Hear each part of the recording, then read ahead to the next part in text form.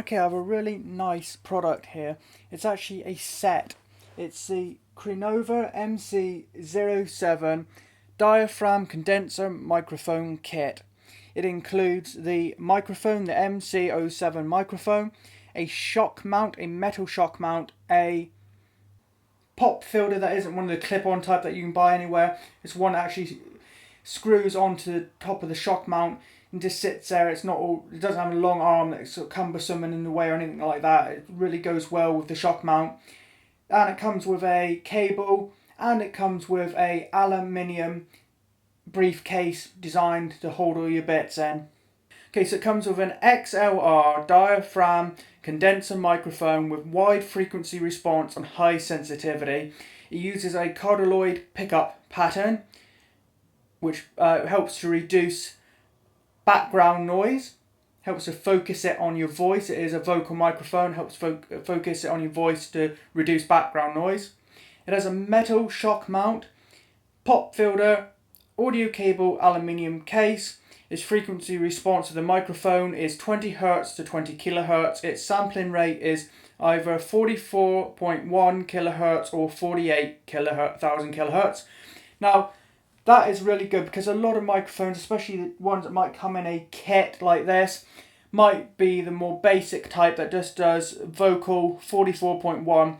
Now that is the equivalent to CD quality. Now if you get something that's 48,000 kHz, what that is what you might consider to be DVD and Blu-ray quality.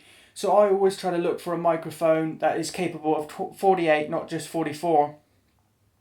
Its sensitivity is -32 to +3 decibels at 1 kHz.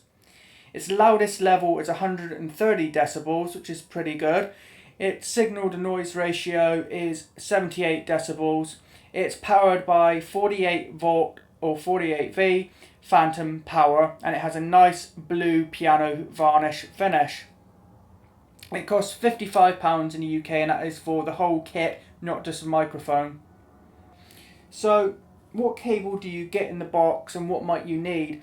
Well, if you're planning on plugging this directly into a computer, you will need a computer such as a Windows PC with a dedicated sound card because it requires 48 volt phantom power.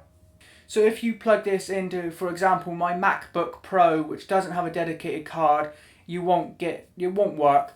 You'll need to plug it into a computer with a dedicated sound card that can provide that power it needs. Or if you don't have a computer with a dedicated sound card, or it's just not working or whatever, or you don't want to use it in that way, you'll need to use a handheld recorder which has a XLR port on it, and that port will need to be capable of providing 48 volt. So for example, I'm using the Tascam DR40 recorder. That has two XLR ports on the bottom, and it will provide 28 volt or 48 volt. So you have to make sure the setting's right. Make sure the setting's right, and that will power it. I'll show you that in a minute. What type of cable is included? Well, if you want to go from the XLR on the microphone to another XLR product, such as a audio recorder with XLR or some kind of mixer or something like that, then you will need a XLR male to female cable. The one that's provided in the case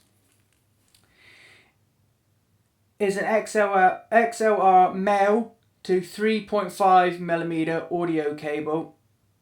So that basically, the big end goes into the microphone, and the little end goes into a regular microphone port on a PC or Mac. It's a regular type of end that you would use quite regularly. It's similar to the end you get on a lot of headphones. It's that regular 3.5mm end. So if you have a dedicated sound card, you know this is going to work or whatever, or you've used other 48 volt microphones with it in that way, then don't worry, you won't need to buy any extra cables. It does, even though it includes all the other stuff, it does include a cable, so you can plug this directly into your computer if you're using it that way. But if you don't want to use it that way, or you find it doesn't work with your computer or whatever, and you need to go from XLR to XLR male to XLR female, you will have to get that cable separately, which I did because I'm using because I'm using a MacBook which doesn't have a dedicated sound card, so I'm having to use this with my handheld audio recorder. So I've got a cable which I have reviewed on my YouTube channel as well. So that's what you'll need if you run into that. So what comes in the box? Well, the cable, this, which doesn't have to be on the mount, I've just got it in the mount. You can unscrew it and you can screw it in. It screws in nice and tightly into the mount, which the mount will prevent shocks, prevent vibrations from shaking it and distorting the audio. It's really good to have one of those. And that will screw onto a microphone. And that will screw onto a microphone stand. A stand is not included, of course, but that will screw onto a stand. So you can screw the microphone into that, then that onto a microphone stand. Then this pop filter here, there's a little hole on the shock mount and it just goes in like that. Then there is the aluminium case. Now the case has metal around the edges, metal latches like on a briefcase, and it has a metal handle. This bit here, the main body of it here and on the top is not metal, it's plastic, but the edges to reinforce it are metal, the clip and handle's metal, and it has styrofoam padding here on the inside to protect it. The microphone slots in there, then the rest slots in another cutout inside, and it has padding up on the top as well to protect everything, which is really, really good. It's all around a nice piece of kit. The only other thing that is included here is a one-page leaflet. It just tells you about it, tells you about the specs, such as that it's a supercordialoid condenser microphone, omnidirectional. All its specs I've basically told you about already. Its dimensions are 46 by 150 millimeters. Its weight is 316 grams. It tells you a little bit about what you get in the box. It tells you about some safety information, such as it can be used with phantom power, but make sure that your device you're plugging into its microphone levels, which is basically the volume for it picking up, is turned right down, and gradually raise it to make sure there isn't a sudden blast in the microphone that could damage it. And there's other little instructions there just to make sure. There's not much else to know apart from that one safety thing. That's the main thing to know. Then it shows you a little diagram down the bottom showing the pickup pattern and its frequency response curve.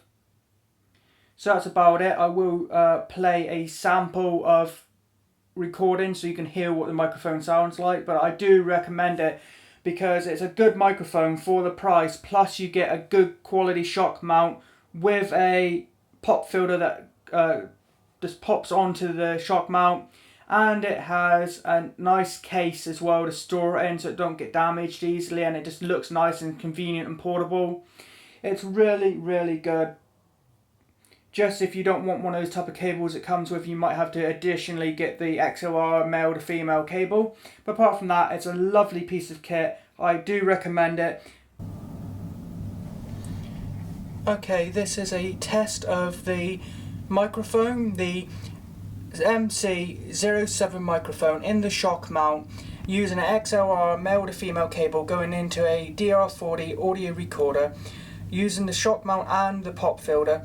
Hopefully this sounds really good. In fact, it has from other tests. The levels are pretty high on the audio recorder to get a decent volume though. But that is, I think, more down to the recorder than the microphone. This is more really anyway a test of what the actual quality sounds like, not the levels. So hopefully this has been enough for you. Hopefully this gives you a bit of an idea. It's just a vocal test of the MC-07 microphone. Please like and comment on this video, and if you could do me a huge favour and subscribe to my YouTube channel, as it just takes a few seconds to help me out a lot. Also, if you're watching this as a review on the Amazon product page, please hit the yes button next to was this review helpful. That will help me out a lot too. Thanks for watching.